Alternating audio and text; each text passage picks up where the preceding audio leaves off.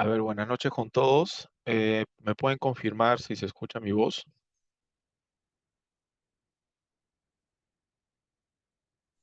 Buenas noches, ingeniero. ¿Sí se escucha? Ya, listo, muchas gracias. Vamos a reanudar en lo que es el diseño en perfil, en donde nos habíamos quedado en la clase pasada. Habíamos realizado el diseño de la rasante, ¿no? Un diseño así a grosso modo, trazando un perfil de diseño, el cual está representado por esta línea celeste. Entonces, vamos a continuar con el diseño. Ahora vamos a crear algunos criterios de diseño, algunos design check, así como lo hemos realizado en planta, en donde nos permite ver el radio mínimo, las tangentes mínimas. Bueno, acá en perfil también podemos crear un conjunto de verificación de diseño que nos permite ver si nuestro diseño está cumpliendo cierta normativa, ¿no? Pues para ello también hay que abrir la norma DG. Voy a abrir el PDF de la norma.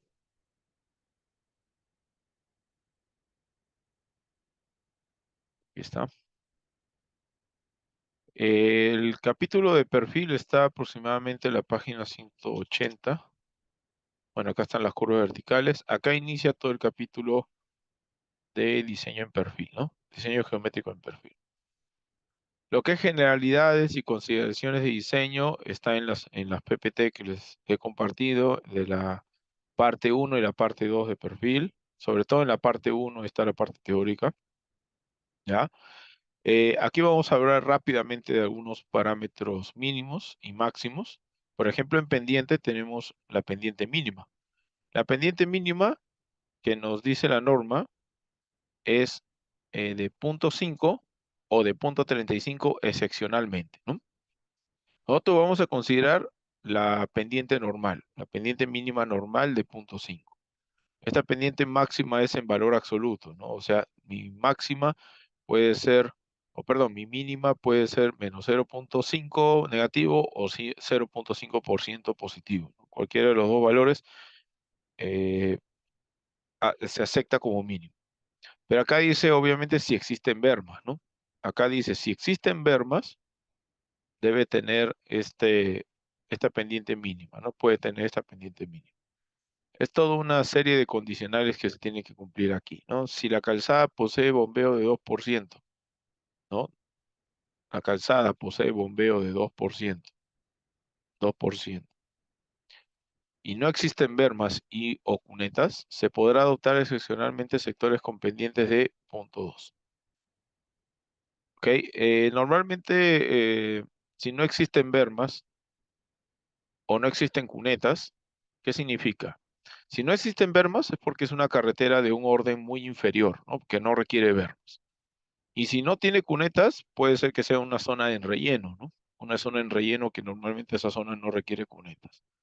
Entonces, en este tipo de secciones, nos dice que la pendiente longitudinal puede ser hasta 0.2%, ya 0.2%, la pendiente mínima, ¿no? Si el bombeo es de 2.5, ya sube de 2 a 2.5, excepcionalmente podrá adoptarse pendientes iguales a 0, dice. Pero estamos en el mismo caso en la que no existen bermas, ¿ya? Porque es una condicional en la que no me habla de las bermas en la siguiente línea. Entonces se entiende que continúa esta misma condición, la única que cambia es el bombeo. Entonces, si fuera menos 2.5, no tiene berma, entonces la pendiente longitudinal puede adoptarse excepcionalmente el valor de 0%. Pero dice excepcionalmente. Ya, esa es en una condición en la que no se pueda adoptar una pendiente mínima de 0.2 o una pendiente de 0.5 o 0.35, sino tenga que adoptarse 0. Pero ya si tenemos bermas, si tenemos franjas de bermas, tenemos una berma por aquí y otra por aquí, aquí no me habla del bombeo, ¿no? No me está hablando del bombeo, que se da a entender que ya sea 2 o sea 2.5, ya sea 2 o 2.5, si existen bermas, la pendiente mínima deseable es 0.5 y la mínima es excepcional, igual solamente en algunos casos, 0.35, ¿no? Eso es lo que nos dice la norma. ¿Por qué cuando tiene berma, tiene más pendiente, la pendiente mínima sube? Porque al tener berma tenemos una franja más, ¿no? Y esto implica un aporte mayor. Entonces, para poder, a medida que hay más aporte de aguas superficiales, para poder evacuar rápido las aguas se necesita una pendiente mayor, ¿no? Por eso es que la pendiente mínima se incrementa. Y luego dice, en zonas de transición de Peralta en la que la pendiente transversal se anula, ¿qué significa?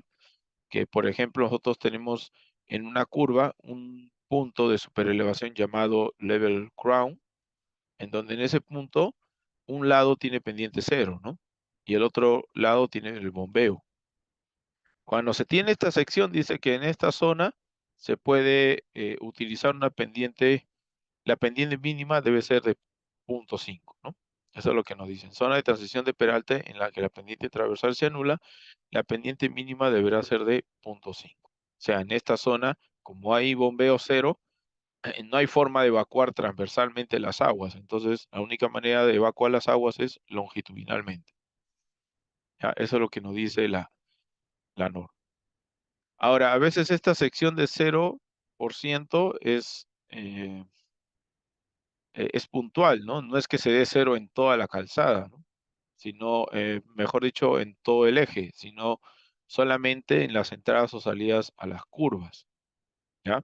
Entonces, en pocas palabras, estaríamos diciendo que en las curvas no debería haber una pendiente nula longitudinal, sino una pendiente mínima de 0.5. ¿Ya? Eso es lo que nos está diciendo, cuando tenemos un tramo curvo. Ese es en lo que respecta a la pendiente mínima. A la pendiente máxima está regulada por este cuadro que se presenta a continuación, este cuadro de aquí, en donde la pendiente máxima varía dependiendo de la velocidad de diseño,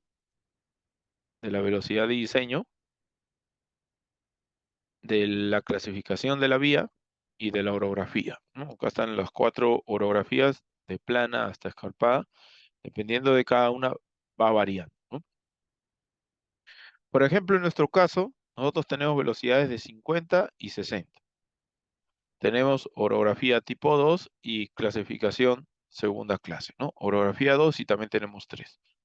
En la zona de orografía 3 podemos usar hasta 8% max. Y en la de orografía 2 podemos usar 7% máximo, ¿no? Eso es lo que nos dice la norma. Ahora, ¿qué más nos dice la norma?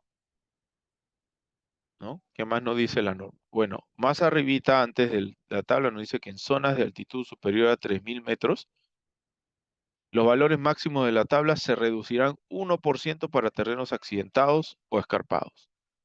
Entonces, en nuestro caso, si nosotros revisamos, ya, si nosotros revisamos, eh, en nuestro caso tenemos una altitud máxima, si nosotros vemos el perfil longitudinal, tenemos una altitud máxima de 1.278 metros, ¿no? Poco más de 1.278. O sea, estamos a menos de 3.000. Entonces, ¿eso qué significa? De que esa reducción no aplicaría, ¿no? No aplicaría porque esto es para mayor a 3.000. Entonces, las pendientes máximas no es necesario reducirlas en 1%.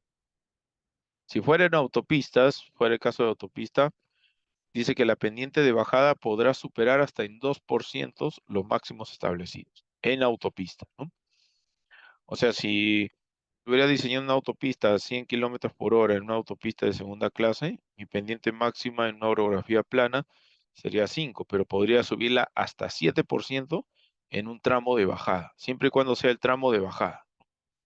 Ustedes saben que en una autopista tenemos calzadas separadas, una calzada, la mediana y la otra calzada, ¿no? Entonces, por alguna razón, quizás en el tramo de subida, en el tramo de subida, que acá sí tiene que ser 5% máximo, pero en el tramo de bajada, capaz tenemos viviendas que están, no sé, un poco más arriba, están aquí un poquito más arriba las viviendas, no convendría ir tan abajo, ¿no? Entonces aquí quizás podríamos sobrelevar un poquito más la calzada, esté por aquí más cerca de estos linderos, y eso que implicaría que seguramente la pendiente tenga que ser más fuerte. Esta línea de aquí, que tiene que ver, a ver, un momento.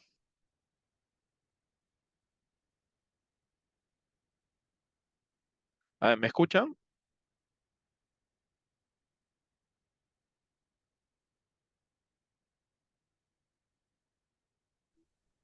Sí, se le escucha.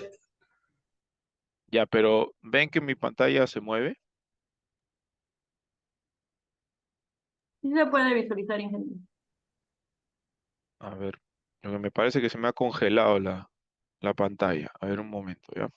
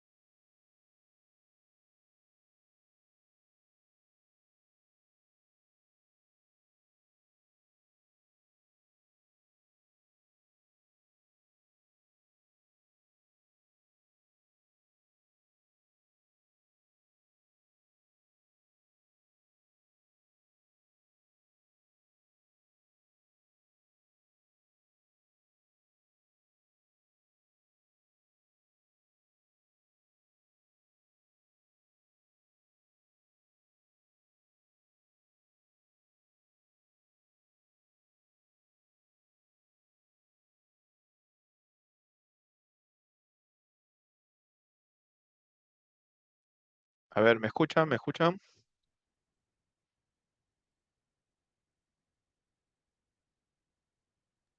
Sí se le escucha, ingeniero. Ya, ok, gracias. Sí, disculpen, se me había congelado la máquina. He tenido que reiniciarla. A ver, un momento que abra, y mientras que abra el civil voy a seguir explicándoles la parte normativa.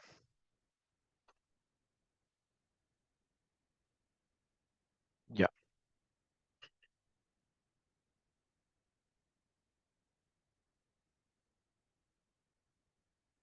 ya, estábamos acá en la pendiente máxima, ¿no? Entonces les estaba diciendo que en una autopista a veces podemos tener un tramo de subida.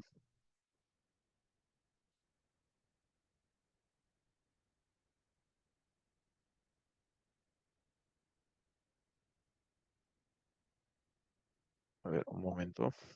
Y el rasante, ya.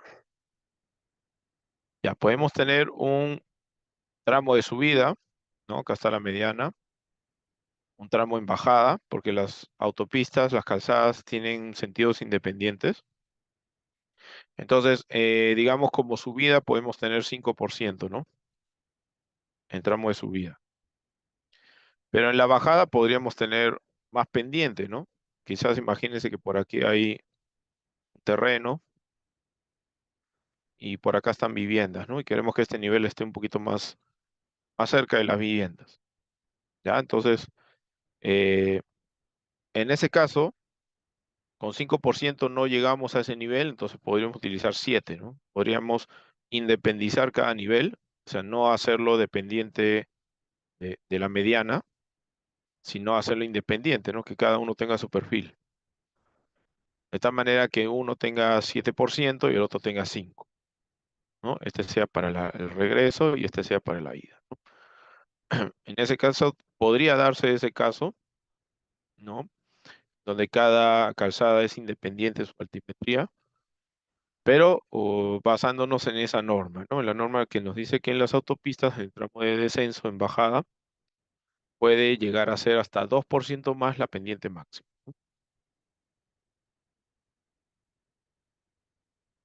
¿Ya? Entonces, eso es con respecto a este otro criterio de aquí, ¿no? Este otro criterio que dice.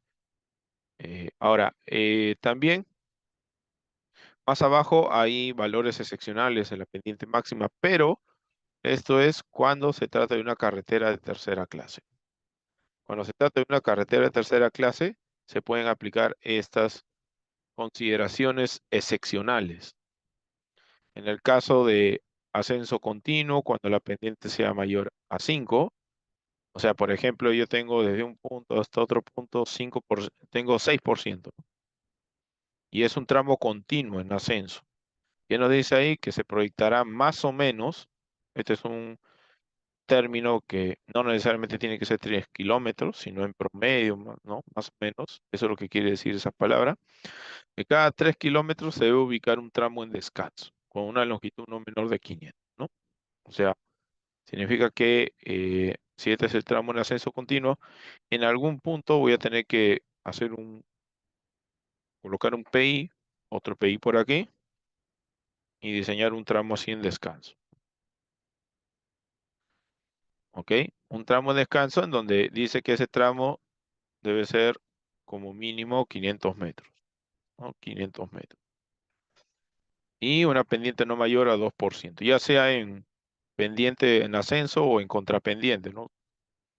Puede ser así también, en contrapendiente, pero que sea no mayor de 2%. Eso es lo que nos dice esa parte de la norma, ¿no? Dice también en general que cuando se emplean pendientes mayores a 10%, los tramos con tales pendientes no excederán a 180 metros.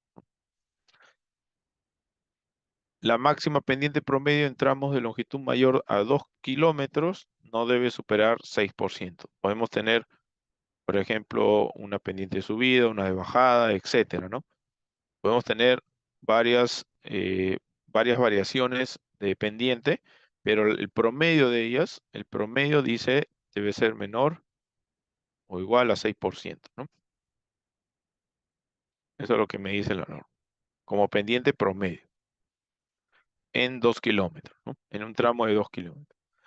Y la última que nos habla es que en curvas de radios menores a 50 metros, en curvas de radios menores a 50 metros, debe evitarse pendientes mayores a 8% para evitar que las pendientes del lado interior de la curva se incrementen significativamente. Bueno, nosotros cuando tenemos una curva de volteo, por ejemplo, ¿no? Una curva de volteo, sabemos que este borde de aquí, todo este borde, tiene mayor pendiente que la pendiente en el eje, ¿no? Que en el eje de la calzada. E incluso es mayor que la pendiente en el borde exterior de la calzada, ¿no es cierto? En la parte exterior de la curva.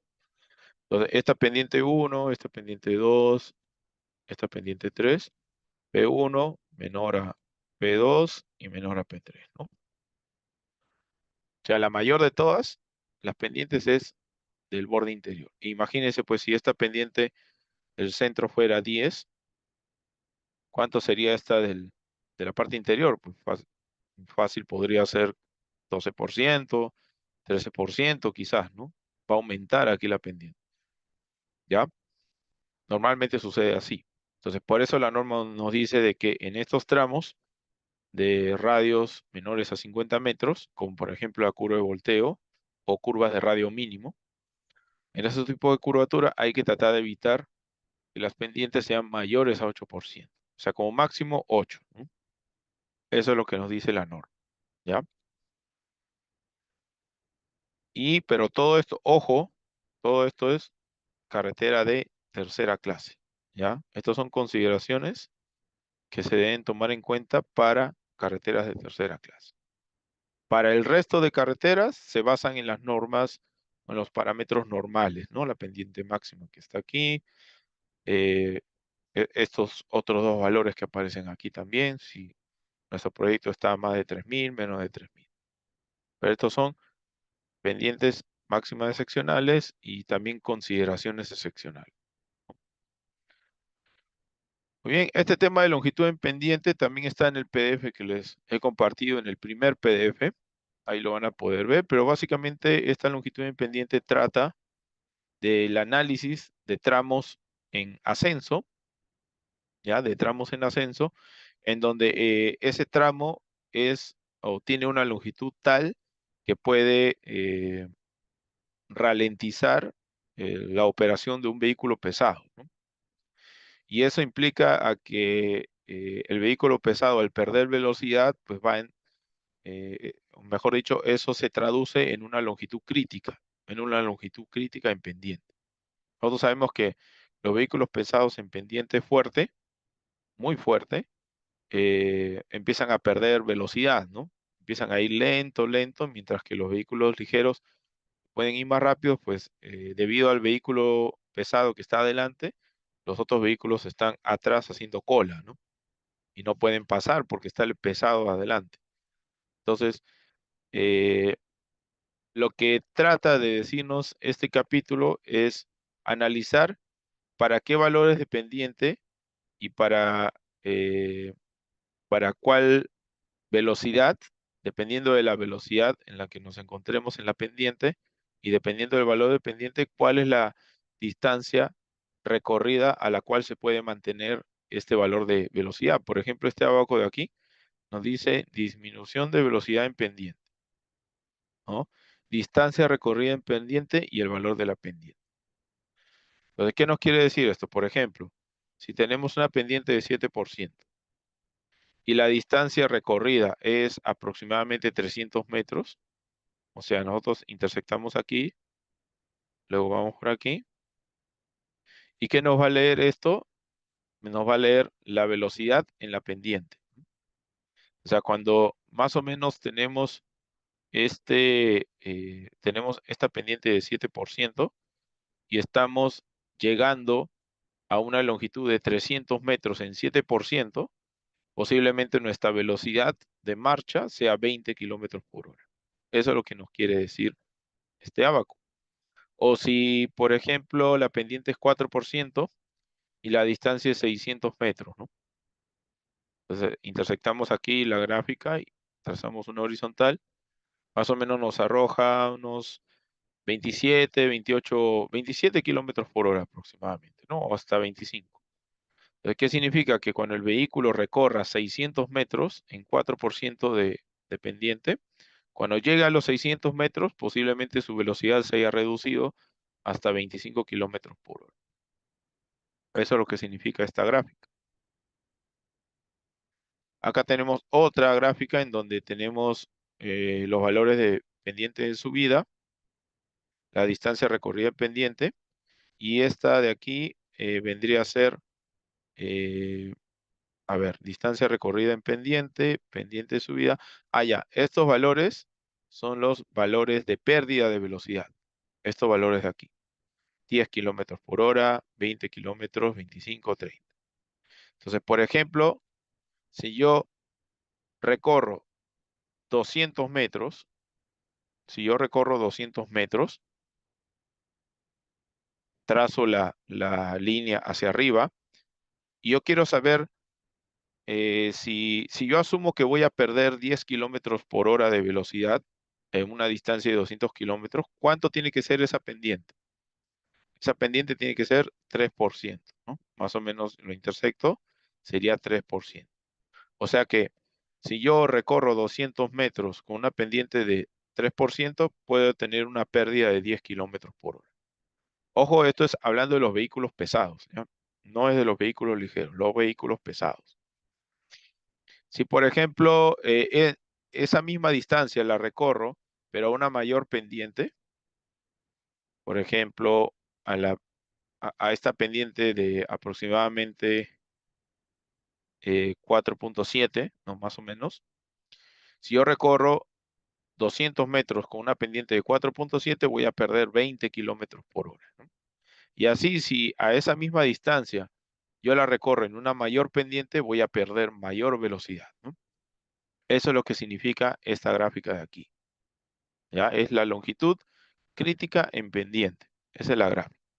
Si yo quisiera al revés, ¿no? Si yo quisiera saber, tengo una pendiente de 7% y yo solamente quiero perder como máximo 20 kilómetros por hora. Entonces intersecto 7 con 20 y luego me voy a la parte inferior y leo la distancia aproximada. Más o menos saldría unos 120, ¿no? 120, 125 metros. O sea, ¿qué significa esto?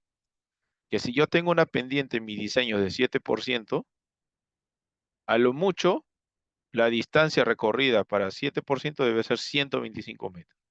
¿Para qué? Para garantizar una pérdida de velocidad máxima de 20 kilómetros por hora. O sea, si yo tengo acá un tramo de 7, ¿no? Tramo de 7% en subida, y este tramo tiene una longitud de 125 metros. Entonces, si el vehículo empieza con una velocidad B, el vehículo pesado, aquí su velocidad, esta es la velocidad inicial. La velocidad final va a ser la inicial.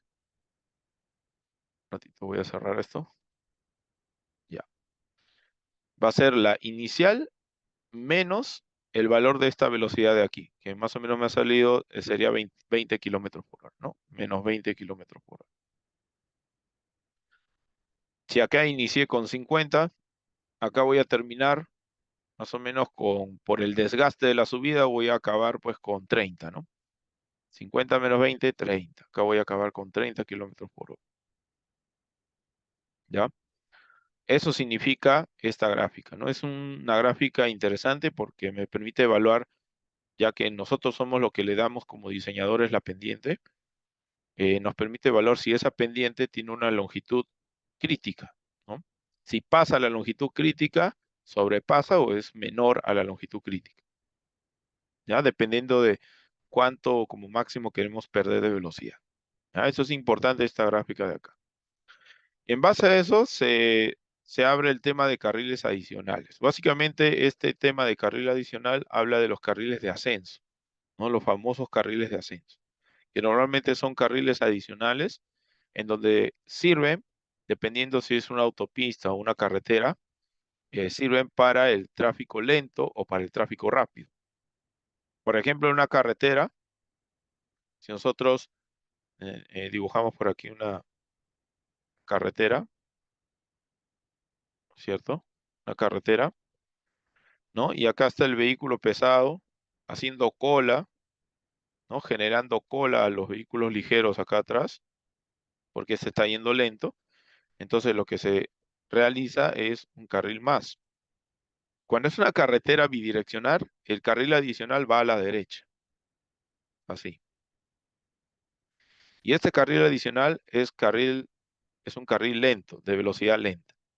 O sea, ¿qué significa? Que acá van a ir los pesados, ¿no? Los pesados se acomodan aquí, los vehículos pesados se acomodan aquí, y los ligeros continúan por este carril, los vehículos ligeros. Entonces, con esto, el vehículo pesado se acomoda aquí, va a velocidad lenta, y los ligeros pasan a la velocidad normal, ¿no? Y ya no se produce esas colas, ¿no? Para eso sirven los carriles de ascenso. En autopistas, el carril, según la norma, el carril de ascenso va en el lado, va entre la mediana y la calzada, ¿no? Acá lo dicen autopistas, los carriles adicionales deben ubicarse al lado izquierdo de la calzada, ¿no? Pero este carril adicional es para circulación rápida, ¿no? Ya no es para la circulación lenta, sino rápida. O sea, si yo tengo una autopista, una calzada, acá tengo la mediana, y acá tengo otra calzada, lo que me está diciendo es que el carril adicional va acá, ¿no? Obviamente asumiendo que este es el sentido de la vía, ¿no? Entonces va acá el carril adicional.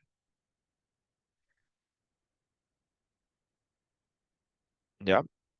Eso es lo que nos dice. Y este sería un carril rápido, no lento, ¿no? Sería un carril rápido. Es decir, el vehículo pesado iría por aquí y el ligero haría como maniobra de adelantamiento, ¿no? Aquí, maniobra de adelantamiento y aquí irían los ligeros, ¿ya? Ahora, ¿cuál es la longitud de la cuña? ¿Cuál es la longitud? ¿Hasta dónde llega el carril de ascenso y la cuña de salida? Eso para más detalle lo van a ver en el PDF, ¿ya? En el PDF que los compartí, ahí está ese detalle. Ya les voy a enseñar más o menos dónde está para que se guíen. Eso está en la sesión 4, si no me equivoco.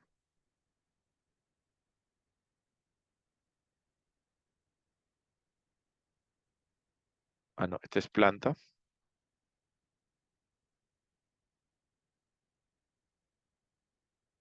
La sesión 5, ¿no? Sesión 5 sería. Sesión 5. Ahí está. Acá está. Diseño geométrico en perfil. Acá están todas las consideraciones en el diseño, un resumen. Acá está la parte de longitud en pendiente y aquí está lo que es el carril adicional, carril de ascenso. En el caso de autopistas y en el caso de carreteras bidireccionales. ¿Ok? Ya, ahí está para que lo repasen. Está ahí bien explicadito.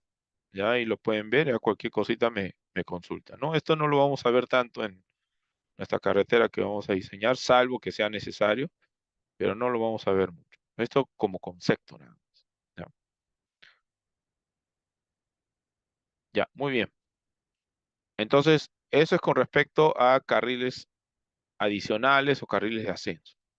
Y en curvas verticales, bueno, las curvas verticales son un elemento que nos permite transicionar o pasar de una pendiente a otra pendiente, ¿no? ¿Cómo pasamos de una pendiente P1 a una pendiente P2? Pues a través de un elemento que enlaza estas dos tangentes verticales y este elemento es una curva vertical, ¿no? Las curvas verticales, como ya les había indicado, pueden ser parabólicas, pueden ser circulares también, circulares, o pueden ser, de las parabólicas pueden ser simétricas o asimétricas, ¿no? O asimétricas, ¿ya? Pueden ser simétricas o asimétricas. Y en la norma nos habla del parámetro K, ¿no? Ahí nos habla justamente del parámetro K.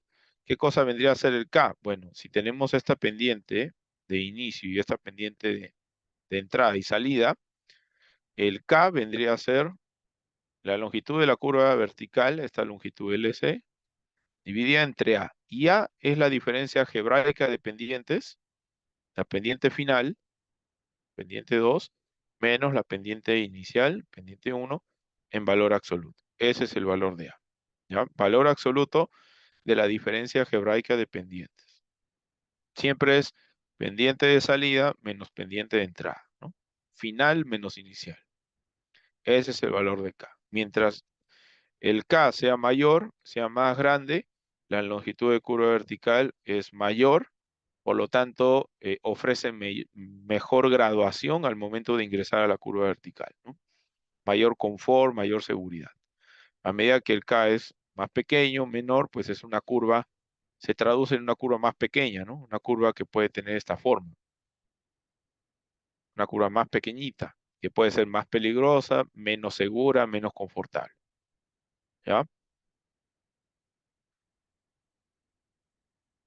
Acá hay unos gráficos en donde clasifica las curvas convexas y cóncavas. Convexas es porque tiene, digamos, la curvatura hacia arriba, ¿no? La forma de la curvatura del lomo hacia arriba. Y las cóncavas son las que tienen la, la parte del lomo hacia abajo, ¿no? ¿Ya? Cóncavas es la que tiene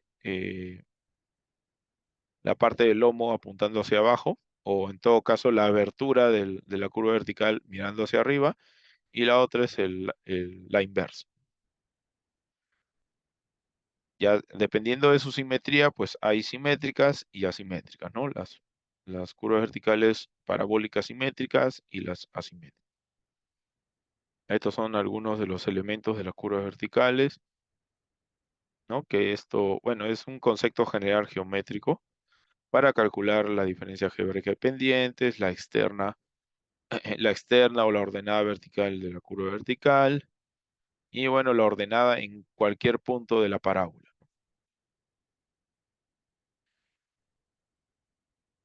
Luego, para el cálculo de las longitudes de curvas verticales convexas y cóncavas, dentro de las convexas tenemos las longitudes de curvas convexas según el criterio de distancia y visibilidad de parada y según el criterio de distancia y visibilidad de adelantamiento o paso.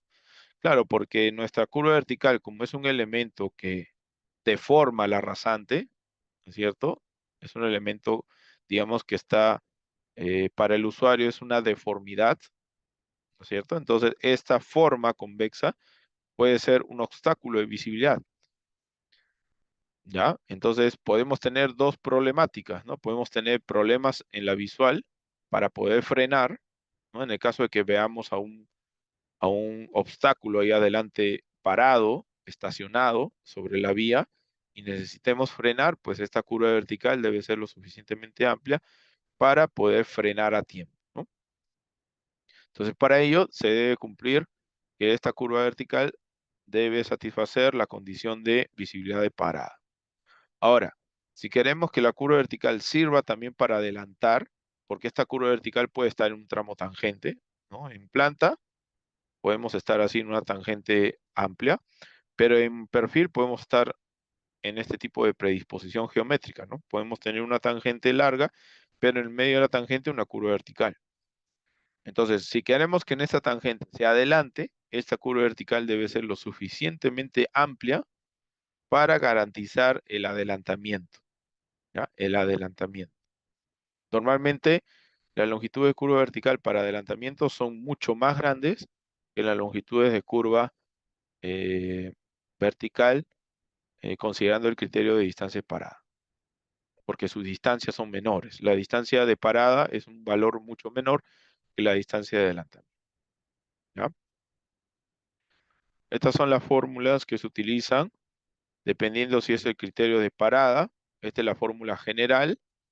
Este H1, H2 hace variar la fórmula, porque este H1, H2 depende del vehículo que nosotros utilicemos para realizar el cálculo.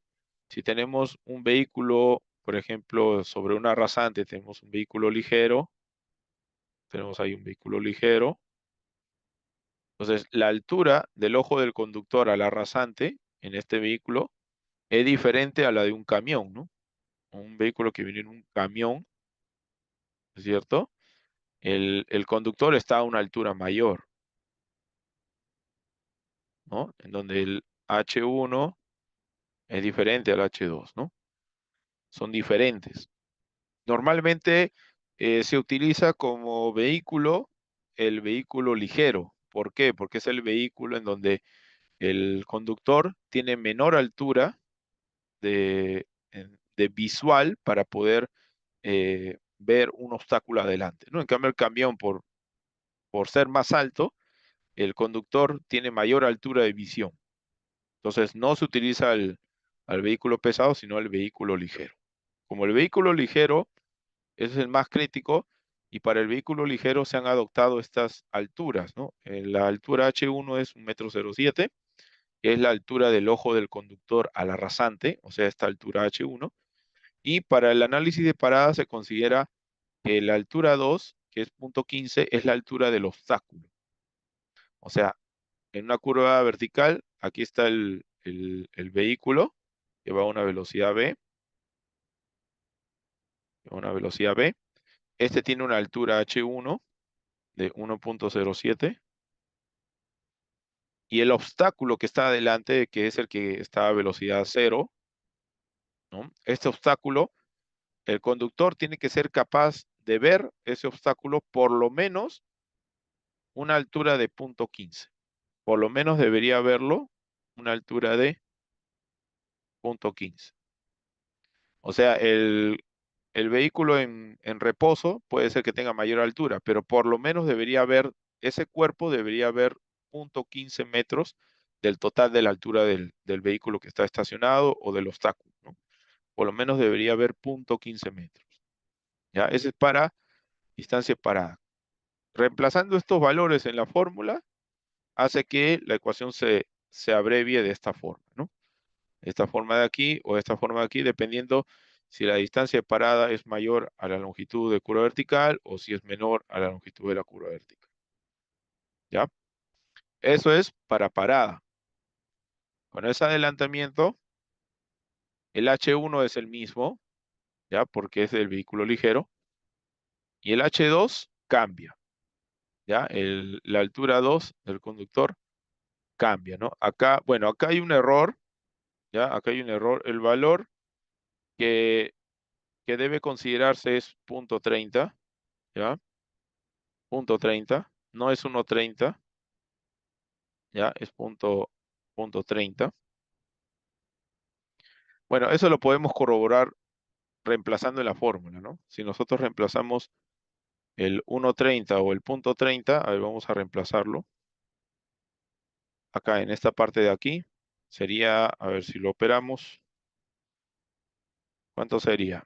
Tenemos 200 por paréntesis, H1 1.07 raíz, ¿no? Raíz de esto, más la raíz de 1.30, ¿no? A ver, 1.30. Vamos a probar con 1.30 raíz. Todo eso al cuadrado, ¿no? Todo eso al cuadrado. Y dividido entre A. Pero bueno, A es una variable, ¿no? Vamos a poner hasta ahí. Sale 945. Ahí vamos a ver. Y abajo nos sale 900 y redondeado 940. Ah, es 1.30, perdón. 1.30. Esta es la altura, ¿ya? Este punto 30 no es. Este de aquí no es. Es este, ya acá hay un error. Este de aquí es. Reemplazando el H1 y el H2, 1.07 y 1.30, me sale consistente con esta fórmula. Reemplazando la fórmula general, la fórmula que está acá arriba, en estas dos fórmulas generales, me coincide, ¿no? Me coincide este factor de aquí, 946, con lo que hemos calculado, ¿ya? Entonces, acá es diferente, ¿no? Acá ya no tengo que ver poco del vehículo, tengo que ver 1.30, ¿no? 1.30 del vehículo para poder adelantarlo, ¿ya? O sea, tengo que ver mayor cuerpo del vehículo, el cual quiero, el cual viene en el sentido opuesto, ¿no? Si, por ejemplo, acá hay un vehículo que está viajando a una velocidad y acá adelante hay un vehículo a menor velocidad y quiero adelantarlo a él y en la otra parte de la curva vertical hay otro vehículo, este está a la velocidad B, este también está a la velocidad B y este está a menor velocidad. Entonces yo tengo que ser capaz de ver en esta curva vertical al otro vehículo, al que viene en sentido opuesto. Tengo que ver por lo menos 1,30 m de su altura. ¿Ya? Esta altura de aquí debe ser 1,30 m. Este de aquí es 1,07, ¿no? ¿Ya? Entonces, bajo esas condiciones, reemplazando esos valores, nos sale esta ecuación un poco más sintetizada, ¿no? Un poco más abreviada. ¿Ya? Ese es para las convexas. También podemos regular, como ya les había indicado, la longitud de las curvas verticales utilizando el valor de K. Pero cuando es una carretera de tercera clase. Entonces, cuando es tercera clase, no es necesario calcular las curvas verticales, solamente es suficiente con controlar el valor de K. Controlamos el valor de K según estos valores que están aquí tabulados, dependiendo si es visibilidad de parada o visibilidad de paso, entonces ya estaríamos cumpliendo con la norma. Cuando tenemos curvas cóncavas, utilizamos estas fórmulas de aquí. Estas sí no son generales, estas son, ya están simplificadas. ¿Ah? Aquí está. En donde para que se dé este caso normalmente se da cuando tenemos visión nocturna, ¿ya? Si bien es cierto, la cóncava, la misma geometría, no es un obstáculo, ¿ya? La misma geometría no es un obstáculo de visibilidad porque tiene la abertura hacia arriba, pero en el caso de que estemos de noche, ahí sí podemos tener dificultad de visibilidad, ¿no? Imagínense que estemos de noche, ¿no? Y el vehículo está viajando, ¿no? Y como el vehículo en algún punto de la curva vertical, su luz delantera no necesariamente apunta a esta dirección, ¿no? Sino que siempre es, digamos, paralela en un punto específico de la curva, es paralela, ¿no es cierto?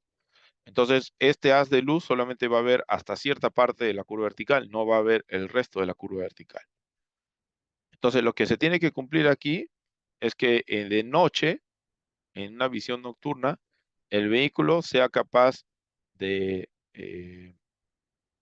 lanzar su rayo de la luz delantera y poder ver a esa distancia de la luz delantera, poder ver el vehículo que esté parado, que esté estacionado y pueda frenar a tiempo, ¿ya?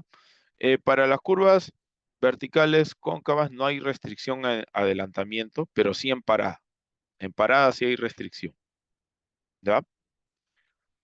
Acá, por ejemplo, podemos ver en las fórmulas que no me indica la distancia de visibilidad de adelantamiento, sino la de parada, ¿no?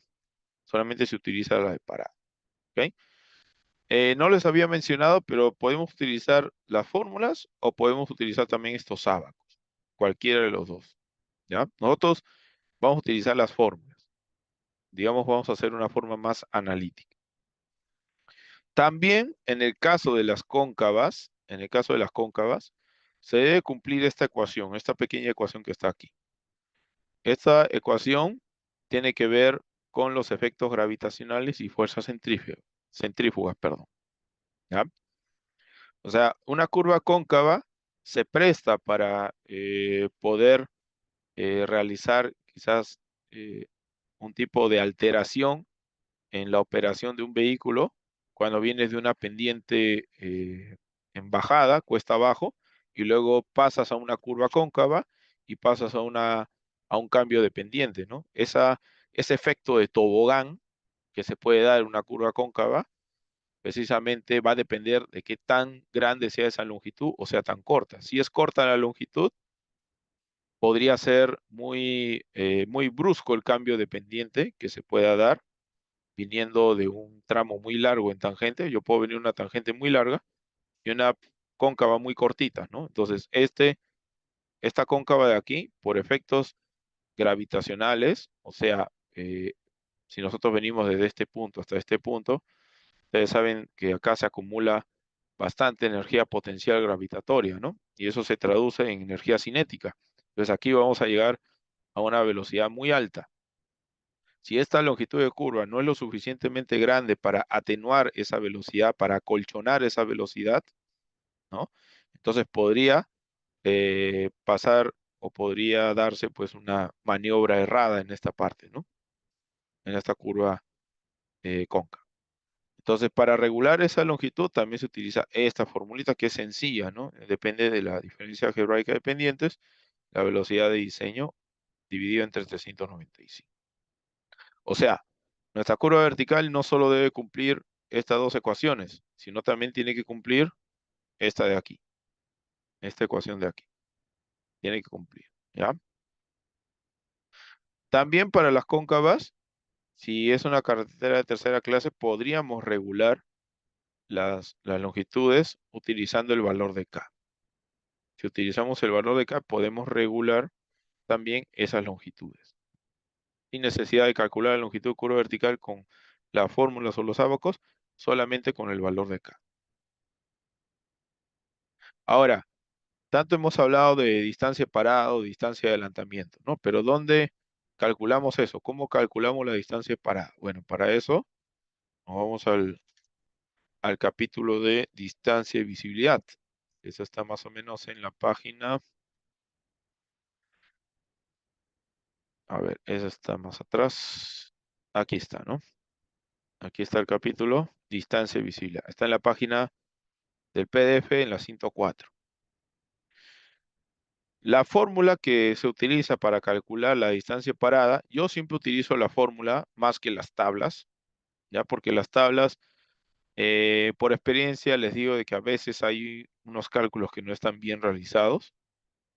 Entonces, es mejor realizarlo con la fórmula, con esta de aquí, ¿ya? Entonces, con esta fórmula es general,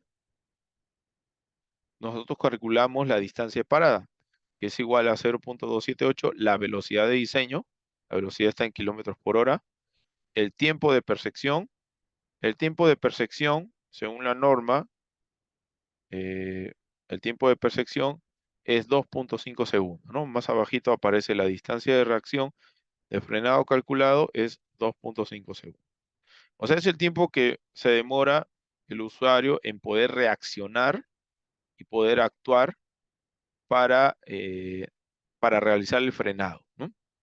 Yo, por ejemplo, percibo un objeto y tengo una reacción y tengo un intervalo de tiempo que me dura esa reacción, ¿no? Ese es el tiempo de reacción y percepción. Ese tiempo es 2.5 segundos. La velocidad de diseño al cuadrado, nuevamente, entre 254, multiplicado por la desaceleración o la deceleración en metros por segundo cuadrado, que ese valor también está aquí, 3.4 metros por segundo al cuadrado, ¿no? Ese valor es para el frenado, ¿no? Este es, digamos, el valor el cual se traduce en qué tanta intensidad le vamos a dar al frenado, ¿no? Y esa intensidad es 3.4 metros por segundo al cuadrado, la desaceleración. O sea, es una desaceleración que en lo posible es constante, no es variable, ¿no? Nosotros cuando pisamos el freno, no lo pisamos de forma variable, ¿no? Tratamos de pisarlo de manera constante, ¿no? Damos una pisada constante, una fuerza constante. Entonces, así debería frenarse con seguridad, ¿ya? Ese valor va aquí, dividido entre 9.81, más menos la pendiente del tramo de análisis. Más menos, ¿por qué? Porque puede ser de subida o puede ser de bajada. Si es de bajada, se le pone con su menos. Y si es de subida, se le pone con su más.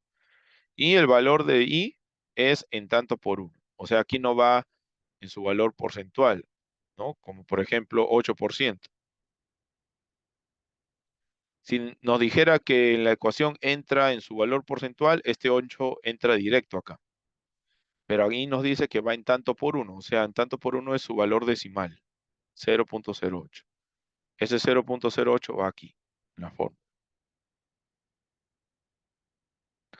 ¿Ok? Acá hay unas tablas que nos indican las distancias de parada según la velocidad y, bueno, según la distancia de percepción y reacción y la distancia durante el frenado a nivel, ¿no? Que básicamente es lo que aparece en las fórmulas. Acá también tenemos cuadros similares, solamente que aquí es para pendientes mayores, pendientes entre 3, 6 y 9%. Este de aquí es para pendiente plana, pero como les repito, yo les sugiero utilizar la fórmula, ¿no? La fórmula es más rápida de solamente leer los datos y les va a dar el valor exacto. También hay un ábaco, pero yo en la experiencia les digo que a veces el ábaco hay unos valores aquí que no estaban bien calculados. En su momento hice unos cálculos para verificar y algunos valores no estaban correctos, así que no les recomiendo basarse tanto en el ábaco, ¿no? A menos que, bueno, no tengan una calculadora en la mano y no puedan calcular con la fórmula, bueno, ya pueden tener su ábaco y leer, ¿no? Leer qué longitud podría darles la distancia para. La distancia de adelantamiento, acá aparece un esboce, más o menos estas son las etapas en las que se da una maniobra de adelantamiento, ¿no? Tiene la primera etapa que es en la cual se prepara para poder maniobrar y adelantar. Se tiene la segunda etapa en donde ya hace la maniobra de cambio de carril. Se tiene la tercera etapa en donde sobrepasa el vehículo y luego regresa a su carril. Hay una distancia que tiene que haber una distancia de holgura entre el vehículo del sentido opuesto y el vehículo que está adelantando. No pueden llegar, este vehículo de aquí no puede llegar a retornar a su carril justo en el momento de que se cruza con el otro vehículo. No, tiene que haber una distancia. Y la otra distancia vendría a ser la distancia que ha recorrido el vehículo que va en el sentido contrario hasta antes de encontrarse con el vehículo que está adelantado. Esas son las etapas de adelantamiento y cada etapa pues tiene un cálculo. Un cálculo está dividido en 4 momentos, de 1, de 2, de 3, de 4, en donde cada momento, cada D se calcula a través de estas formulitas, en donde aquí aparece el significado de cada una de ellas, de cada variable. Aquí está el D2. El D3 es un valor que puede variar entre 30 y 90, o sea, este valor de aquí, entre 30 y 90, como mínimo 30 y como máximo 90 metros, ¿no? Esto va a depender de cuál es la velocidad a la cual están circulando. Si vamos a 30 kilómetros por hora, obviamente este D3 puede ser 30, ¿no? Pero si ya vamos a más velocidad, puede ir incrementando. Entonces, el asunto está en que estos valores, dependiendo de la velocidad de diseño, se puede resumir en este cuadro de aquí. Este cuadro de aquí me muestra la velocidad de diseño específica en la que se efectúa la maniobra, que es a la velocidad de diseño. Velocidad del vehículo adelantado, que se supone que es un vehículo que está yendo más lento de lo normal, por eso es que sale un valor menor de velocidad. Y el vehículo, la velocidad del vehículo que adelanta, ¿no? Entonces, esta es la velocidad de diseño antes de adelantar. Esta es la velocidad de diseño cuando estás adelantando al vehículo más lento.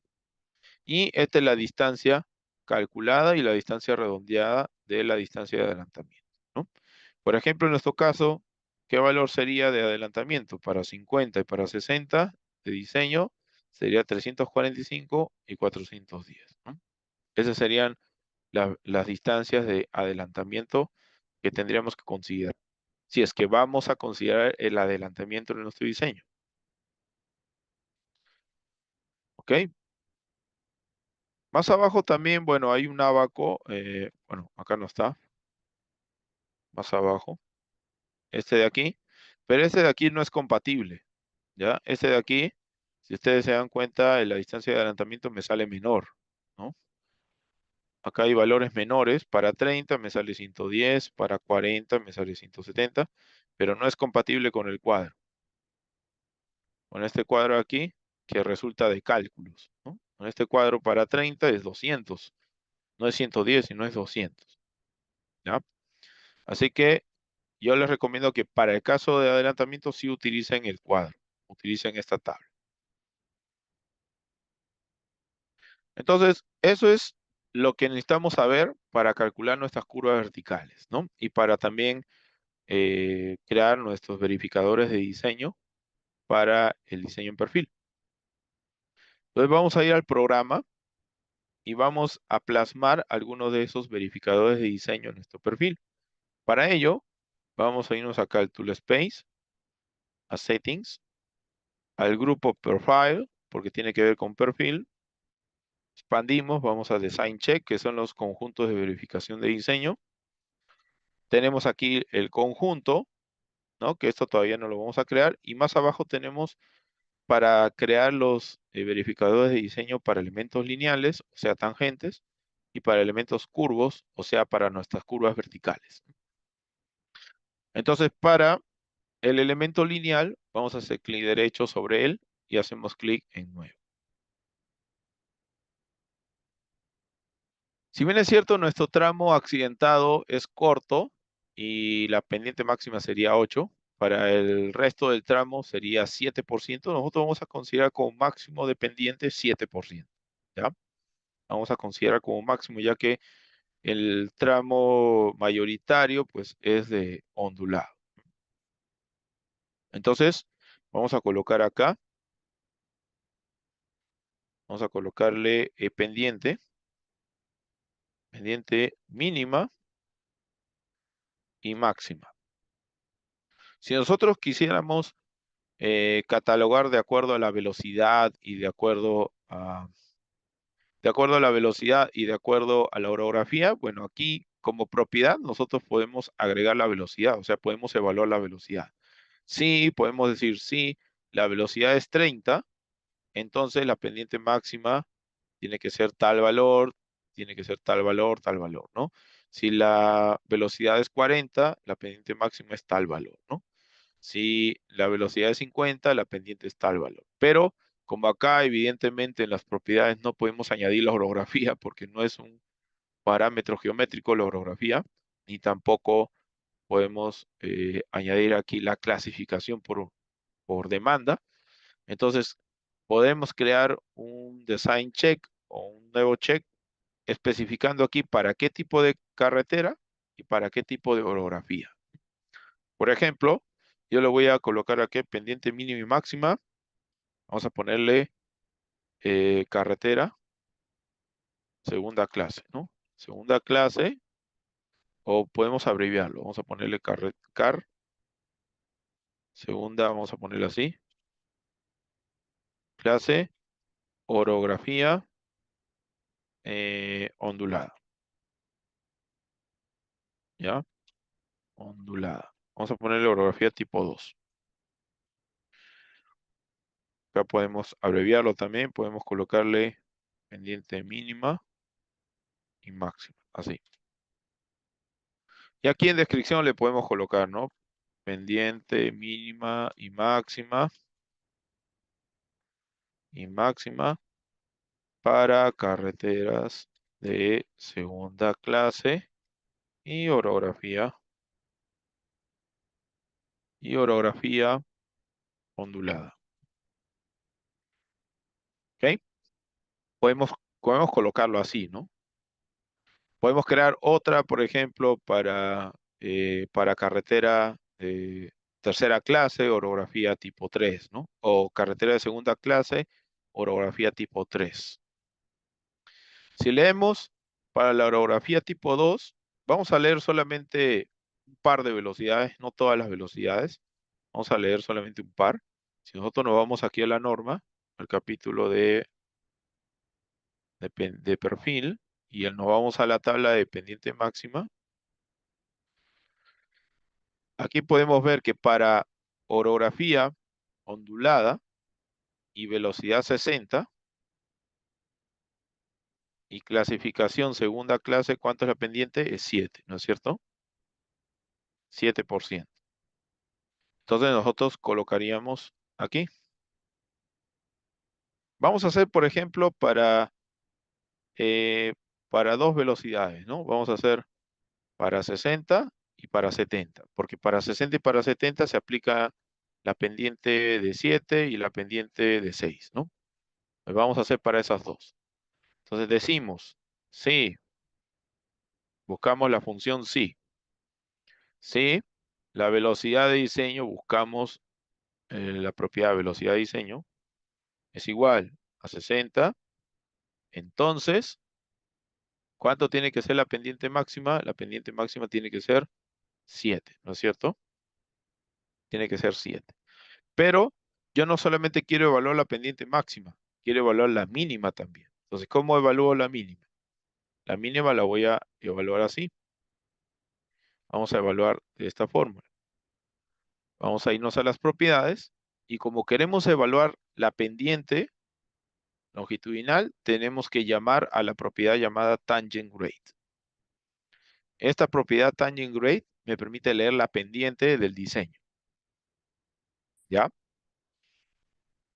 Ahora, esta pendiente tiene que ser mayor ¿a quién? A la mínima, ¿no es cierto? Tiene que ser mayor o igual, utilizamos el signo mayor o igual, a la pendiente mínima. ¿Cuánto es la pendiente mínima? 0.5, ¿no? Pero ese valor de 0.5 es en porcentaje. Cuando nosotros estamos aquí en la calculadora de expresiones, o en la creadora de propiedades nuevas, no podemos utilizar los valores porcentuales, sino los valores decimales. Entonces le tenemos que colocar 0.5 sobre 100. ¿Ya?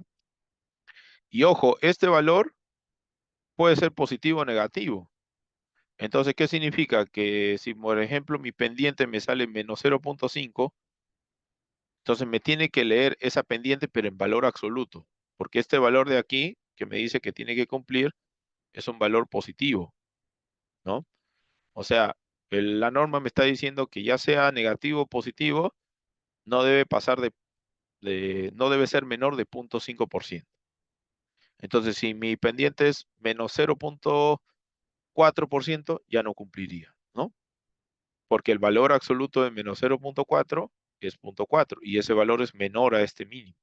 Entonces, lo que tenemos que hacer es garantizar de que este valor de aquí, pero en valor absoluto, sea mayor o igual a 0.5. Entonces, lo que vamos a hacer es que a esta propiedad de aquí le vamos a agregar el valor absoluto. Vamos aquí a la función valor absoluto. Cerramos el paréntesis aquí. ¿Ya? Ahí pueden ver, ¿no? Valor absoluto del valor que me salga la tangente tiene que ser mayor a 0.5. ¿Qué más se tiene que cumplir? ¿Se tiene que cumplir algo más al mismo tiempo? Sí. Se tiene que cumplir al mismo tiempo de que esa misma tangente tiene que ser esta tangente de aquí. Voy a copiar todo esto. Todo esto lo copio. Esa tangente, esa pendiente de esa tangente tiene que ser al mismo tiempo menor o igual a la pendiente máxima, ¿no? ¿Y cuánto es la pendiente máxima para velocidad 60? 7, ¿no?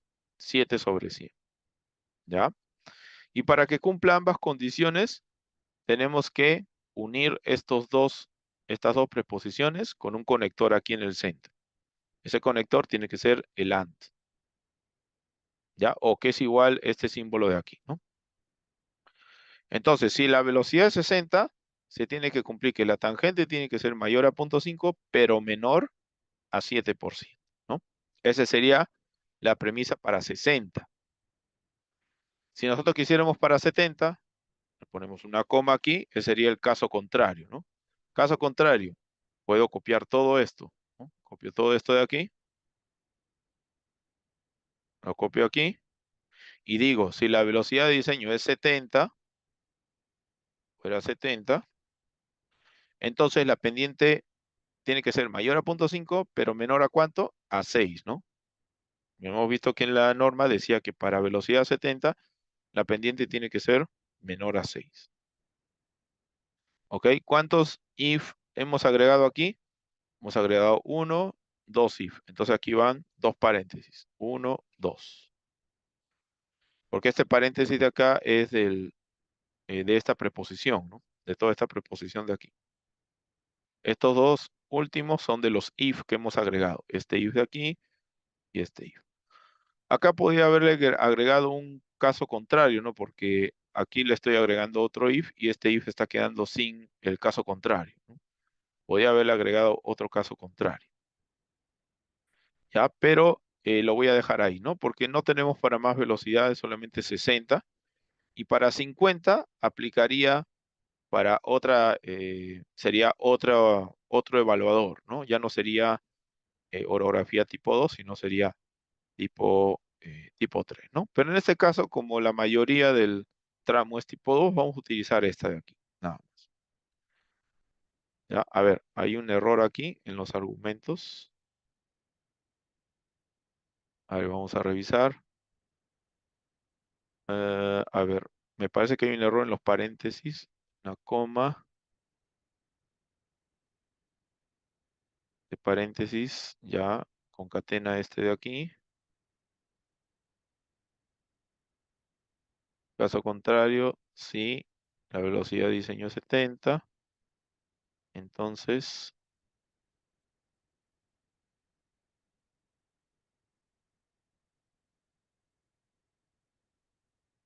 ya, es el caso contrario, ¿no? No nos deja cerrarlo sin darle el caso contrario. Hay que darle el caso contrario. Vamos a poner una coma.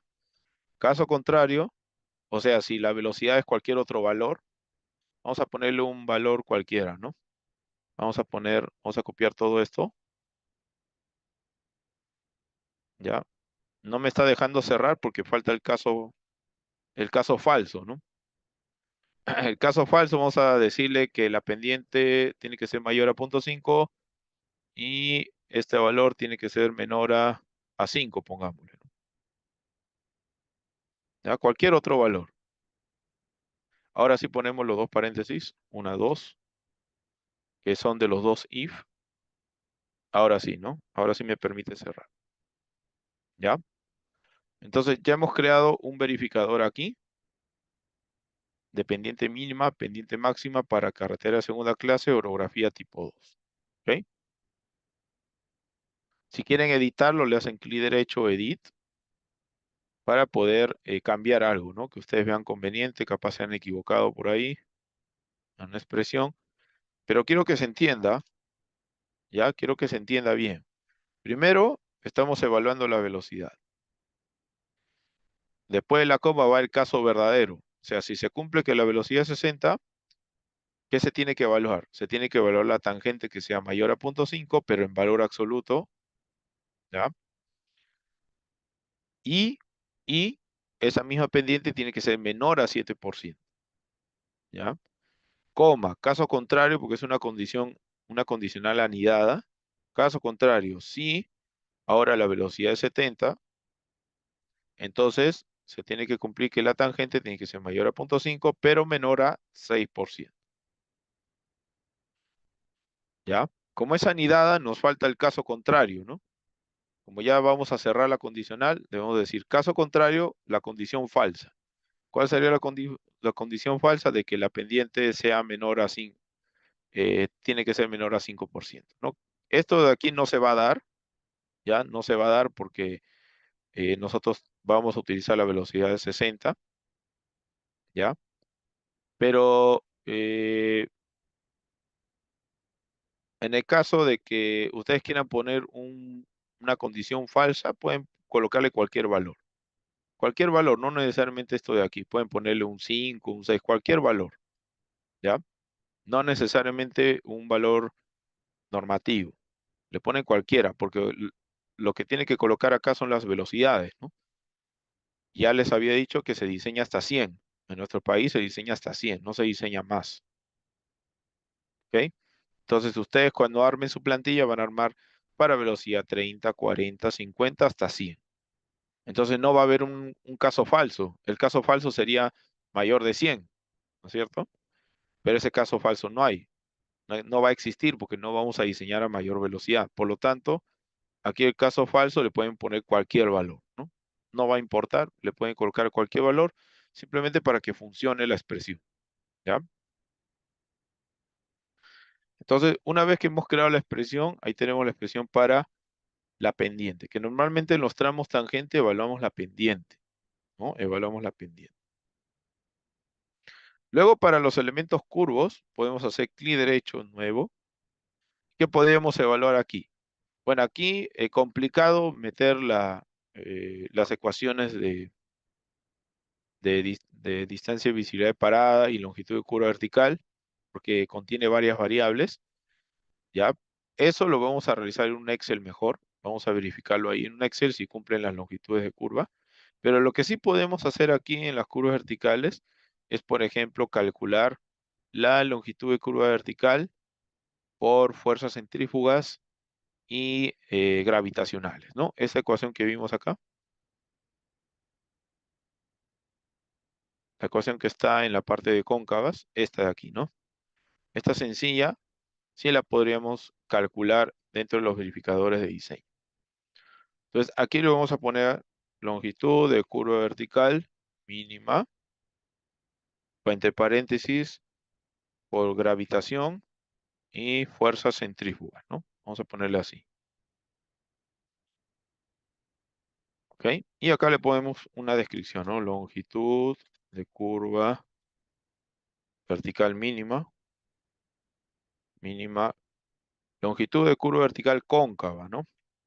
Cóncava mínima para atenuar los efectos gravitacionales y centrifugales. Centrifugales. Ya, listo. Y en la expresión, ¿cómo iría? Bueno, simplemente tenemos que evaluar la propiedad de longitud. Entonces vamos a buscar aquí la propiedad. Buscamos la propiedad que tenga que ver con la longitud. Vamos a buscar, aquí está, ¿no? La parte que dice Profile Curve Length. Esa vendría a ser la longitud de la curva en perfil, ¿no? Esta propiedad de aquí, este valor que va a leer del diseño, tiene que ser mayor o igual. Utilizamos el símbolo mayor o igual. ¿Qué valor? Que la ecuación que está aquí, ¿no? En esta ecuación de aquí. Ahora, en esta ecuación,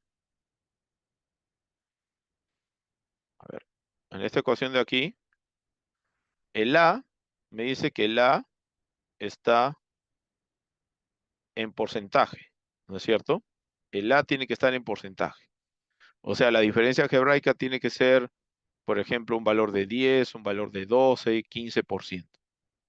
¿Ya? O sea, acá directamente va el valor numérico del porcentaje. Pero en las expresiones, estos valores no son porcentuales, los que lee del programa, lee valores decimales. Para pasarlo a porcentaje, lo tenemos que multiplicar por 100, ¿no? O sea, en la expresión tenemos que colocar acá, colocar así, 100 por A, el B al cuadrado sobre 395. Así tenemos que colocar en la expresión, porque este valor de aquí, el programa lo lee, lo presenta como porcentaje, pero internamente lo lee como decimal. No lo lee como porcentaje. Entonces, para transformarlo en porcentaje, lo multiplicamos por 100. ¿Ya? Entonces, en el programa, aquí vamos a colocar 100 por, vamos a buscar la propiedad que me lee la diferencia algebraica dependiente, que no está como el valor de A, sino está como la propiedad llamada grade change, cambio dependiente. ¿Ya? Entonces, este cambio dependiente, ojo, este cambio dependiente, el programa también, aparte de dármelo en decimal, me lo da en valor algebraico, o sea, puede ser positivo o negativo. Pero yo lo que quiero acá es el valor absoluto. Entonces, a esta expresión de aquí le voy a agregar la función valor absoluto. ¿Ok? Y lo divido entre 395, ¿no? Esa sería la expresión para evaluar la longitud de curva vertical cóncava por fuerzas gravitacionales o efectos gravitacionales y centrifugales. ¿Ok?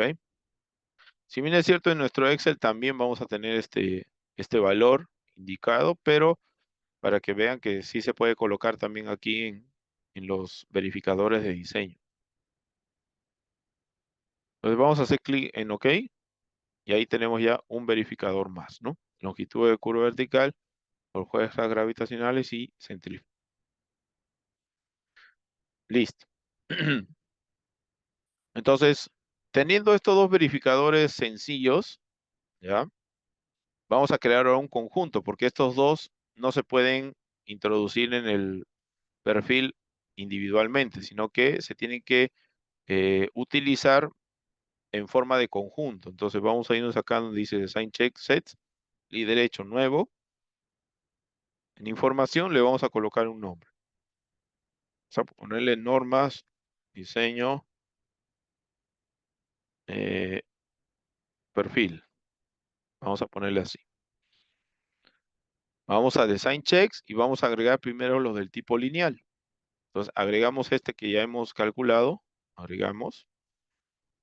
Vamos a cambiar a curva.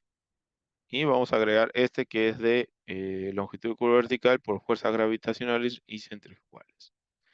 Cuando agregamos el verificador de diseño para curvas verticales, notamos de que se puede aplicar, se puede seleccionar a qué instancia lo aplicamos. Si aplicamos este parámetro para las curvas convexas y cóncavas al mismo tiempo, o solamente para las convexas, o solamente para las cóncavas. Entonces, ¿a dónde lo tendría que aplicar este parámetro? Este parámetro sería solamente a las cóncavas, ¿no? Porque había dicho de que esta ecuación se aplica, según la norma, solamente para las curvas cóncavas. Entonces seleccionamos SAG Curve Only. Y simplemente aceptamos.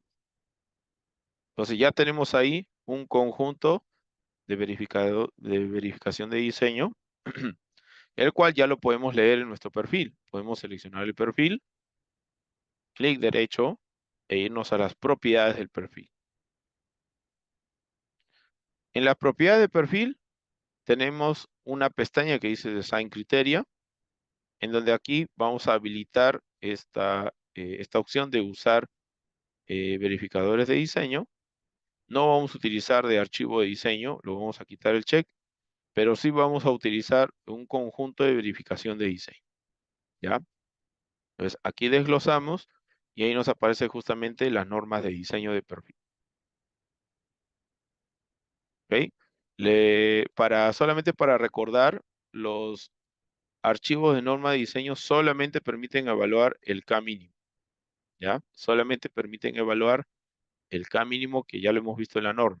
¿Cierto? El K mínimo solamente se evalúa para las carreteras de tercera clase. Como en este caso estamos en carretera de segunda clase, ya no tendría sentido utilizar el archivo de norma. ¿Ya? Entonces, le damos ahí normas de diseño. En la última pestaña, Profile Locking, esta es una pestaña bastante importante.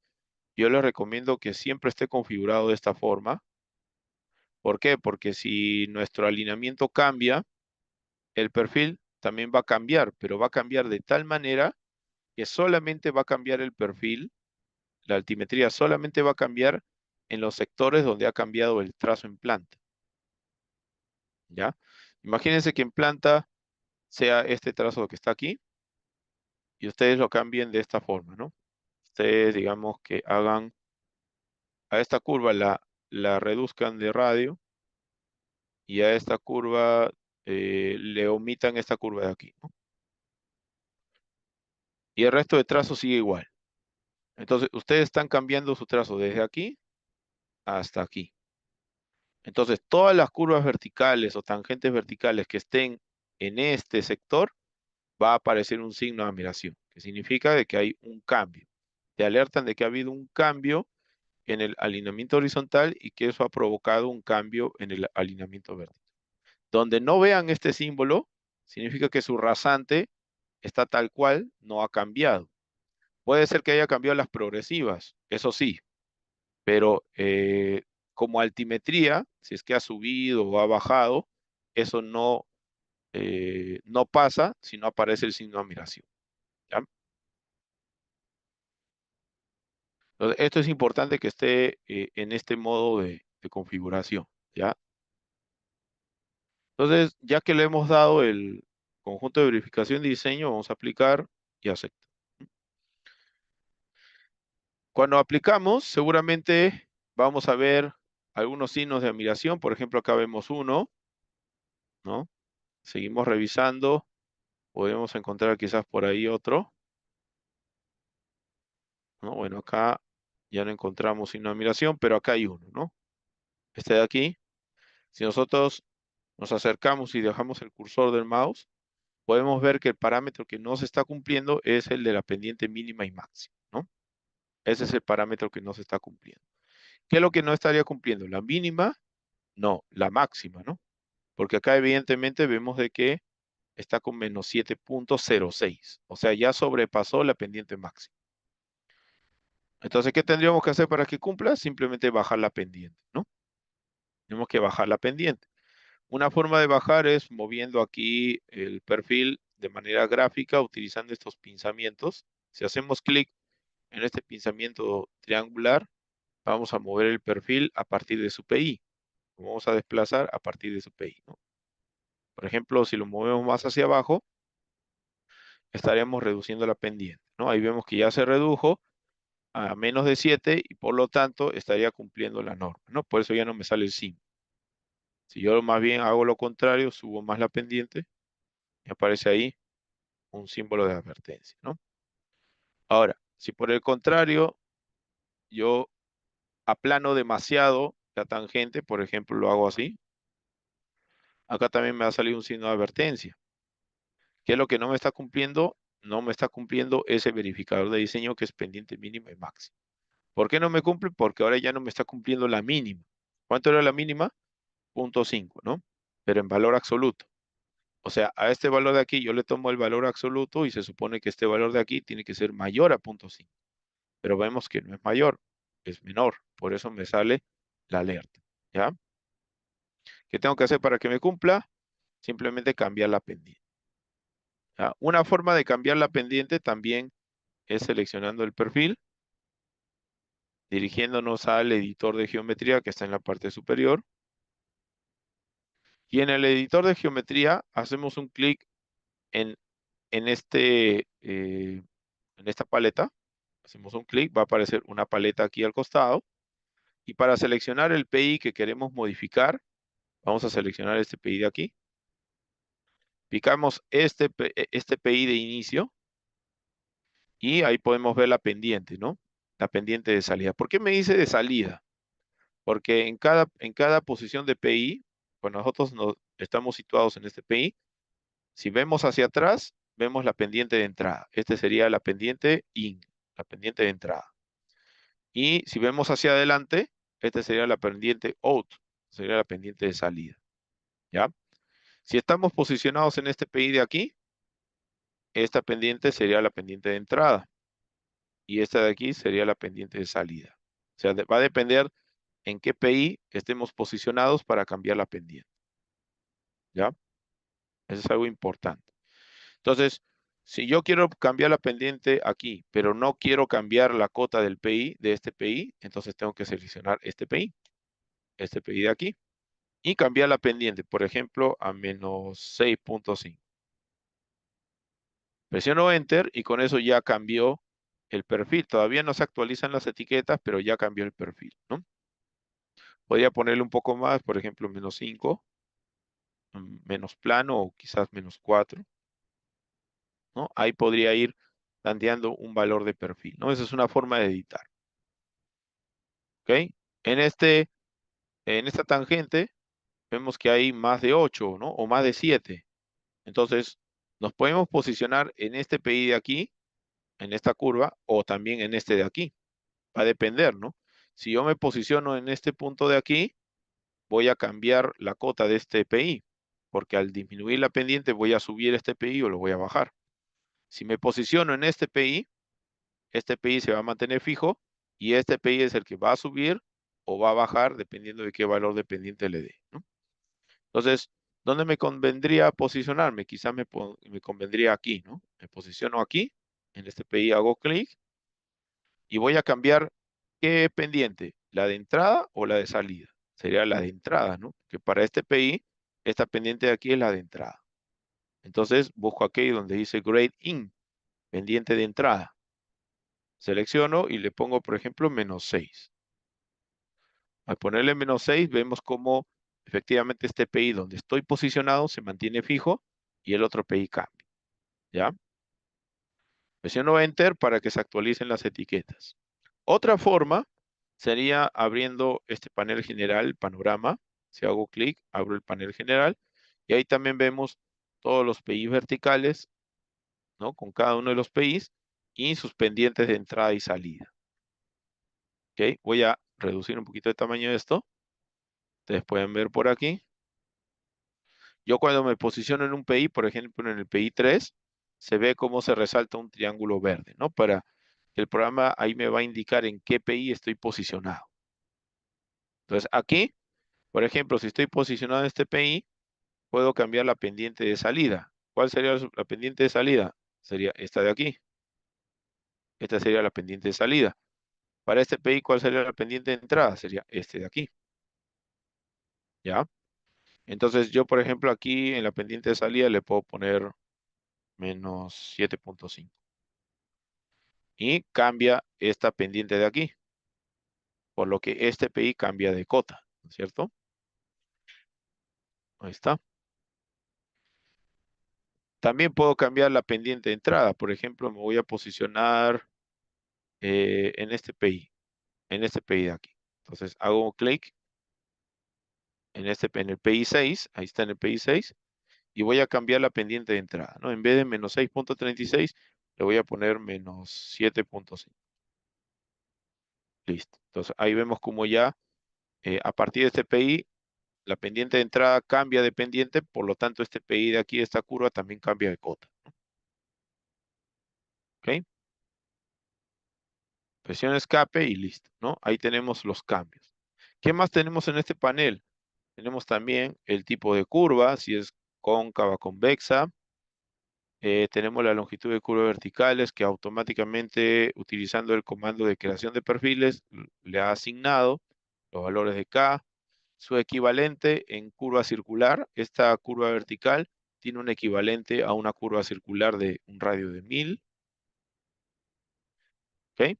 Bueno, si fueran asimétricas, acá habría una longitud 1 y una longitud 2, ¿no? Pero como todas son simétricas, solamente hay una sola longitud.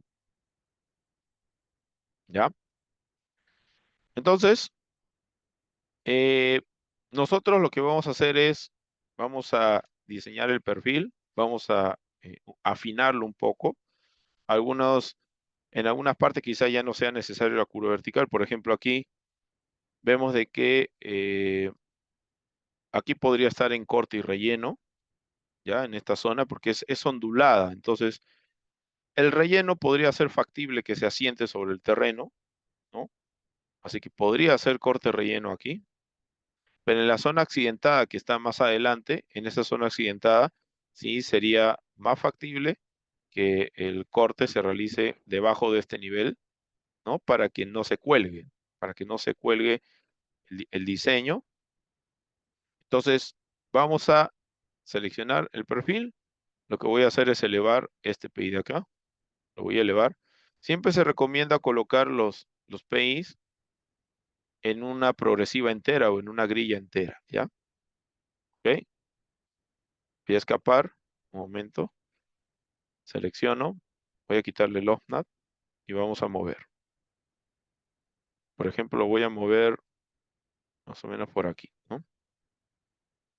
Vemos de que al moverlo en esa zona, para que pasen más o menos en un promedio de todo este terreno, incluso puede estar un poquito más arriba, ahí, no es necesario este PI, ¿no? Entonces, para eliminar este PI, simplemente hago clic en este icono de aquí, eliminar PI, y presiono un punto cercano a este PI para eliminar. Presiono Enter y ya está, ¿no? Ya se actualizó ese tramo tangente. ¿Ok? Acá vamos a tener un corte más o menos alto. Y aquí también no es tan accidentado esta parte, ¿ya? No es tan accidentado las curvas o el terreno no está tan alejado con respecto al centro, a diferencia de esta zona que sí está más alejada, ¿no? Ustedes lo pueden ver, ahí está bien alejado, pero aquí no está tan alejado. Podemos pasar en relleno, ¿no? Toda esta parte. ¿Para qué? Para tratar de aminorar este corte. Está aquí. Entonces, podríamos subir este PI de aquí, quizás por aquí, ¿no? Más o menos por aquí. ¿Ya? En esta zona vamos a tratar de pasar por debajo. Vamos a tratar de agregar un PI. Con esta herramienta agregamos un PI por aquí. ¿Ok? Para tratar de pasar por esta zona. Más o menos ahí. Habría que disminuir esta pendiente. Mira, aquí tenemos menos 9. ¿Cómo disminuimos esta pendiente? Bueno, podemos retroceder este PI de aquí. Un poco más atrás.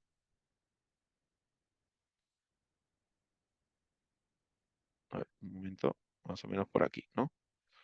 Para que esta pendiente trate de disminuir. Pero si se dan cuenta, este PI con este ya casi se están juntando. Entonces, mejor solamente ponemos una sola curva vertical aquí. Vamos a eliminar esta de aquí. Y esta de aquí lo vamos a correr más atrás, ¿no? Más o menos por ahí. Seguimos teniendo menos 8, todavía sigue siendo alto. Vamos a retrocederlo un poco más.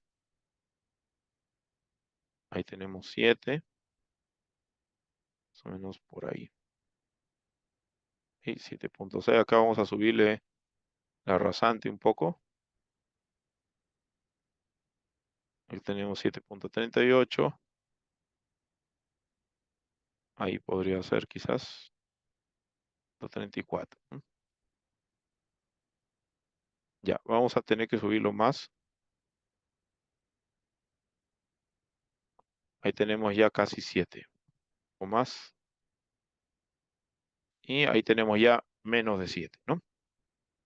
Listo. Entonces, forzosamente para tratar de evitar demasiado corte, tendríamos que pasar así, ¿no? De esta forma, ¿ya? Y en esta parte, bueno, aquí tendríamos que diseñar un muro de contención, ¿no? Porque en esta parte ya se está colgando nuestra vía. Se va a colgar. Una parte seguramente va a estar así. Una parte del diseño va a estar así y otra va a estar de esta forma, ¿no? Como este terreno es accidentado, acá vamos a tener que implementar algún tipo de contención, ¿no? Un muro de contención por acá, ¿ya? Así que vamos a pasarlo así, ¿no? De esa forma. Vamos a ir colocando los PIs en valores enteros. Para eso abrimos aquí la vista general. Vemos este PI de aquí. Este PI está en 639.35. Vamos a poner 640. ¿No? Ya está. Valor entero. Este PI de aquí vendría a ser este, el número 3. Vamos a ponerle en la 1250. 1250. ¿Ok? Ya está. Vamos a ocultar temporalmente esta ventana y vamos a seguir con el diseño, ¿no? Aquí vamos a pasar en relleno. Si más no me equivoco, este punto de aquí vendría a ser este que está aquí. Esta zona donde parece haber una quebrada. Así que ahí sí o sí tenemos que pasarle en relleno, no podemos pasar en corte.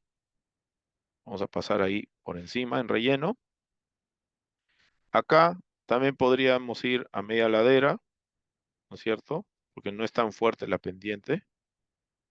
O en todo caso, si no queremos que haya mucho relleno, vamos a retroceder este PI. Vamos a aprovechar aquí y colocarlo en esta zona. Justo ahí está coordinando con una curva horizontal, así que sí sería conveniente colocarlo por aquí, ¿no? Ahí. Ya, este PI de aquí lo voy a retroceder un poquito, más o menos ahí, que pase debajo del terreno, en esta zona, que no haya tanto relleno. Acá esta parte es accidentada, esta parte sí tiene pendiente fuerte, transversal. Ya, así que aquí vamos a pasar, vamos a retroceder el PI. A ver, vamos a retroceder este PI. Vamos a retrocederlo más o menos por aquí. Ahí. Ya está. Si ustedes quieren retroceder el PI manteniendo esta pendiente de entrada o esta de salida, utilizan estos pinzamientos de aquí. Esta flechita me permite mantener la pendiente de salida, pero cambiar la pendiente de entrada, ¿no? O la otra flechita me permite mantener la pendiente de entrada y hacer variar la pendiente de salida, ¿ya? Miren, si yo pongo un punto acá abajo, voy a pasar mucho en corte, así que aquí no tengo de otra que voy a retroceder un poco más este PI. Más o menos, a ver, voy a cerrar esta ventanita. Lo voy a retroceder. A veces cuando está la ventana abierta no me deja cambiar el PI. Ahora sí. Acá va a tener que pasar en corte y acá va a tener que pasar pues con muro, ¿no? En esta zona. Acá también seguramente va a tener que pasar con muro en esta parte. ¿Ya? A ver, aquí podemos, para que no sea tan alto el muro, ¿no es cierto? Acá sí puede ser relleno, porque no está tan distanciado, ¿no?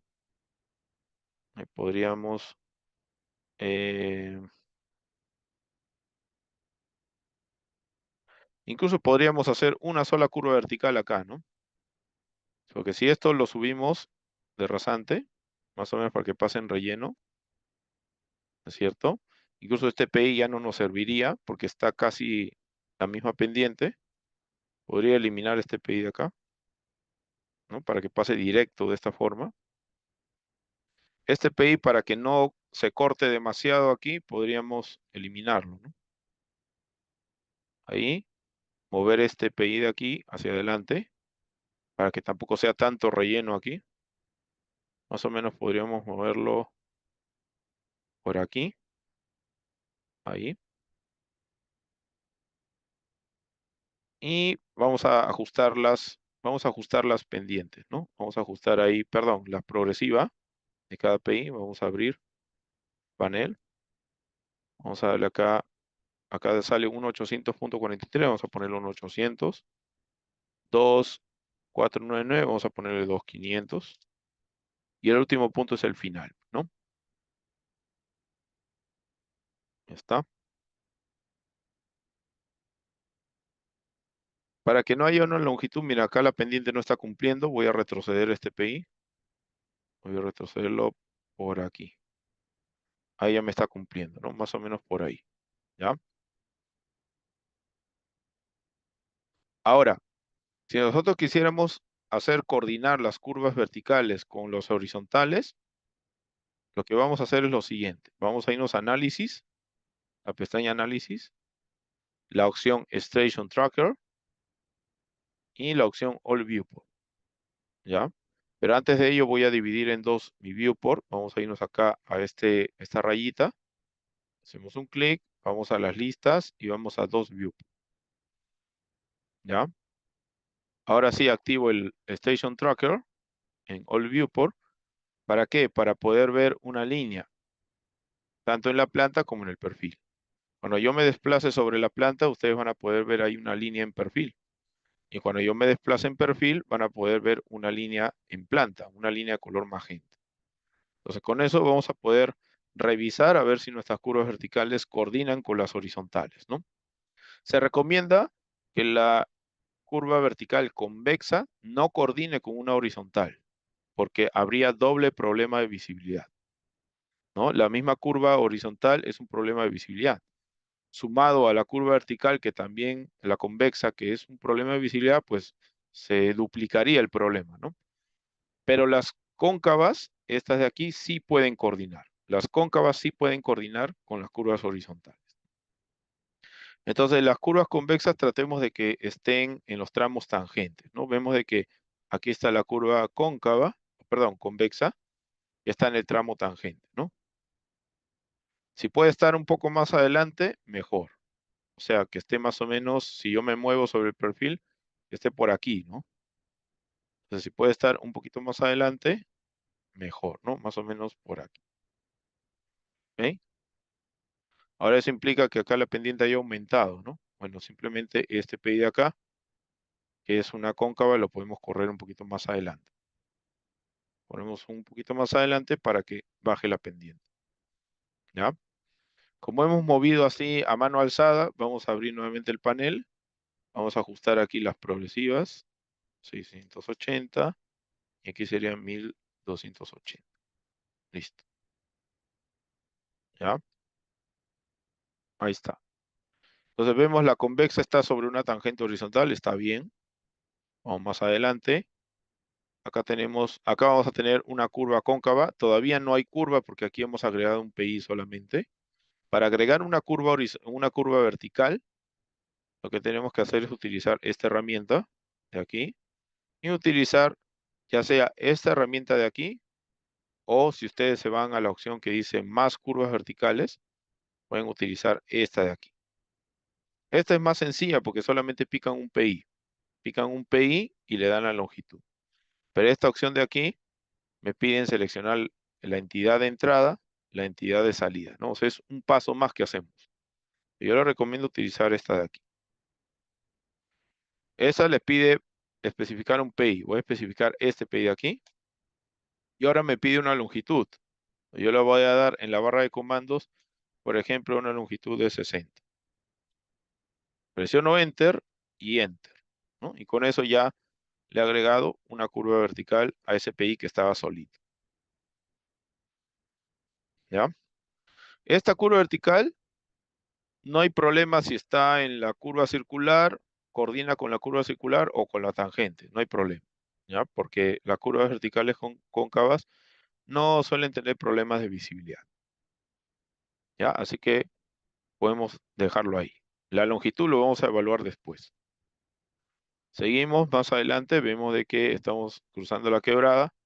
Aquí la curva convexa está coordinando con una curva horizontal, pero si bien es cierto, no es recomendable, pero acá tenemos una excepción, porque esta convexa está en un tramo en relleno.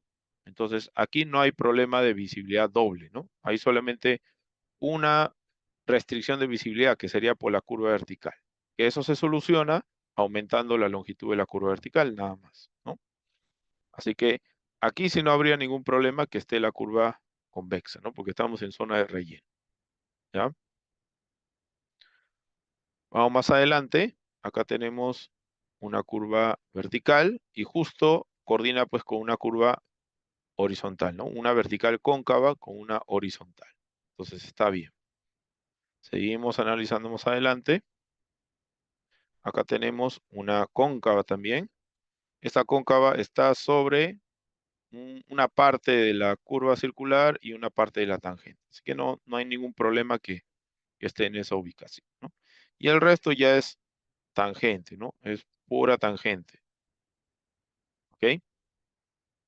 Entonces, yo creo que hasta ahí tendríamos un trazo con tangentes y curvas ya bastante cercano al diseño, ¿no? A lo que podríamos considerar como ya nuestro diseño. Entonces, ¿qué es lo que nos queda? Evaluar las curvas verticales. Para ello, yo les he compartido un Excel, ¿ya? Ese Excel está en la sesión 6, está en los nativos. Hay un Excel que se llama cálculo de curvas verticales. Van a hacerle doble clic, o lo vamos a, en todo caso lo voy a copiar, lo voy a pegar aquí en los desarrollados, ya para que no se confunda con el original. Este lo voy a abrir. También voy a guardar este archivo, voy a guardar en su sesión 6.